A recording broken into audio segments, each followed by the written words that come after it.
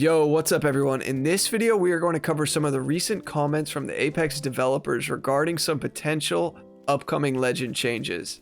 Now, obviously in the title, we're talking about Caustic, Wattson, and Revenant. The Apex devs have been engaging in these AMAs on Reddit recently, and I think it's a great thing for them to be fairly transparent with the community regarding what they're thinking and what they're planning to change up. I commend them on their recent communications with the community, because as somebody who's been playing since Season 2, it feels like they're communicating more than ever these days. It's been refreshing to hear them address issues and suggest their potential solutions. So before I dive into what was said, it's important to note that the devs get a lot of hate in any video game, and Apex is no exception. So even if you disagree with them, just always try to be respectful of their opinions or decisions.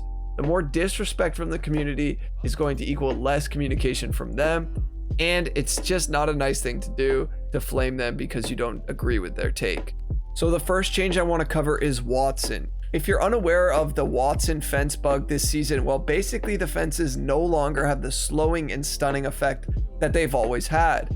And it's believed to be caused from the arc star nerf that was changed this season, where arcs no longer slow and stun you once you've been stuck by them. However, it is interesting that Valkyrie's tactical still has this slow and stunning effect enabled. But regardless of how this bug came into play, it's still a pretty big nerf to Wattson's already fairly weak kit. I can acknowledge that this is my own personal anecdote, but I have yet to talk to anyone who thinks Wattson is OP. Whether it's the sweaty Wattson mains that still play, the pro community, or just the casuals who enjoy Wattson, no one has been saying she's overpowered. Daniel Klein, who is the lead balancing dev at Apex, seems to disagree. Here was his question from Reddit. Yo, I'm a Wattson main and I really want her fences to be fixed. Also, I feel like her shield regen is way too slow in my opinion. And Daniel says, fences will be fixed soon. I think her shield regen is fine. It's a lot of power and she's very powerful. I'd rather not keep pushing more power into her until she becomes overbearing. Until we push her power, how do you say, beyond capacity? As you can see, there's 8 downvotes on that comment. Daniel Klein also got on Twitter, and I don't want to get into the Twitter thread because it's way too extensive, but he was basically defending that Wattson was very overpowered. She has a high win rate, a low pick rate, but she's very strong in arenas, etc., etc. And he did get flamed by some of the pros and by a lot of the people in the comments. But regardless of what he thinks, it is important to note that Apex is planning to fix this Wattson bug hopefully by next week. So if you're watching this video a week from now, hopefully the fences will already be fixed. The good news is Wattson did get low profile removed at the beginning of the season, which helps her somewhat. She already has a small hitbox, so she's not going to be taking more damage than she was in the previous seasons.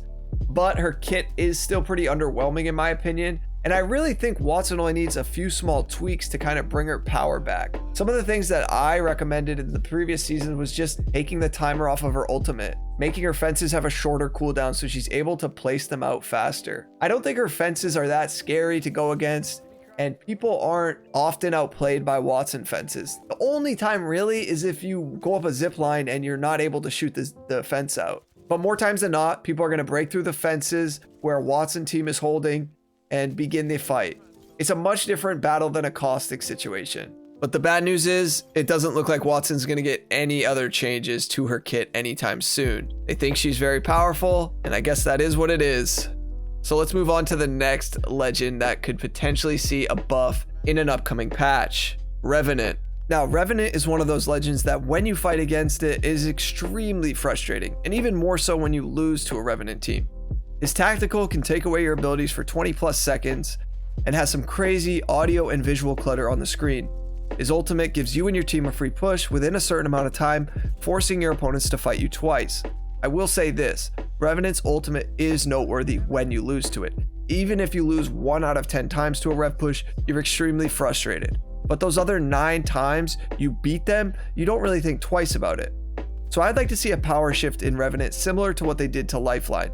Make his totem have some restriction, but buff his passive and decrease his hitbox size, or allow him to wall jump like all the other legends.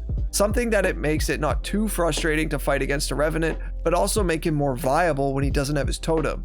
And I think that's what Respawn is planning, maybe somewhat. Well, here's the question from the AMA. How's Revenant doing? Any buffs coming or is he fine? Daniel says, Revenant's still weak and not particularly popular. We have a set of changes we're trying out internally at the moment, and they feel fun and fine, but they'll probably not move the needle on power a lot. That may be fine, so long as people playing him or against him have fun. Numbers are fake anyway, and while I can't give you any details on the buffs we're trying out, I can tell you he'll certainly climb to the top. That last line is a hint at a potential passive buff where Revenant will have something like an infinite climb. Now, I think that would be handy in some situations, but you're still susceptible to getting shot while you're climbing. It could be a good little buff, but certainly that won't be enough. Anytime I begin to guess what Apex will do, they always surprise me. So I'm hoping that they work something out with Revenant where, like I said, it's similar to Lifeline. You remove that one little annoying thing about her, and then you make up for it in other areas. It's kind of like in the NBA. Trade me your superstar for 3 draft picks. Over the long term, those draft picks will blossom and end up turning the team out to be in a much better spot to win rather than having that one superstar and a bunch of bad players around him. I guess that's how I would compare that analogy to this instance.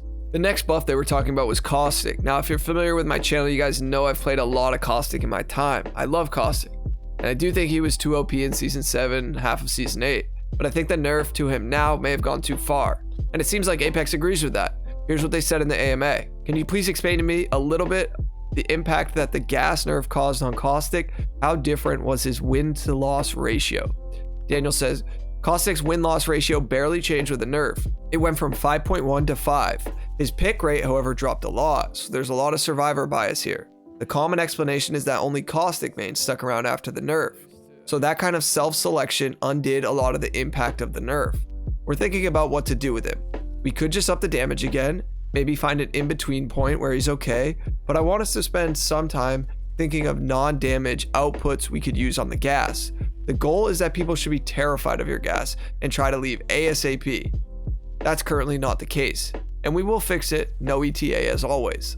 I'm eager to see what they do to Caustic. I definitely think Caustic's ultimate should have a shorter cooldown, given how the damage isn't super overwhelming anymore. Don't get me wrong, the damage is still a nuisance to fight in, and the damage does stack up, especially if you're shooting your opponent.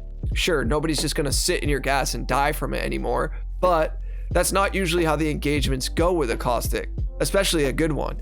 You should be using the gas while you're shooting at them, whether that means traps have been activated or you threw your ultimate on them.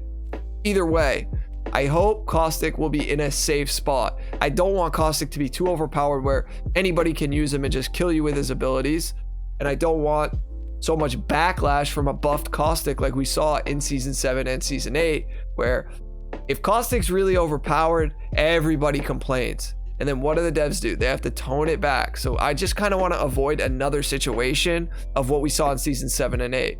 But there's got to be a happy medium for Caustic. If you guys are new to this channel, please consider subscribing. I post a ton of content about Apex, whether it's guides, news, gameplay, or all of the above. If you enjoyed this video, please be sure to slap a like on it.